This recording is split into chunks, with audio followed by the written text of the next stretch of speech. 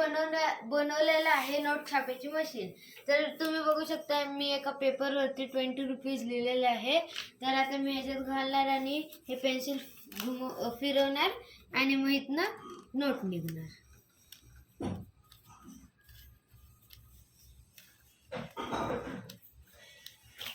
तर तुम्ही बघू शकता जसा तो पेपर आत गेला तशी आता नोट बाहेर निघत आहे.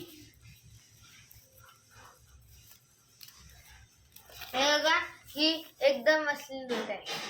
आता पेपर घ्यायचा आणि त्याच्या फक्त किती पाहिजे तुम्हाला पाहिजे तेवढे लिहायचे आणि ती नोट निघणार या मशीन मध्ये. आता मी यावर 500 लिहिले आहे तर आता मी 500 ची नोट काढतो. तर हे बघा इथं 500 ची नोट निघत आहे. तर हे बघा ही 500 ची नोट आहे.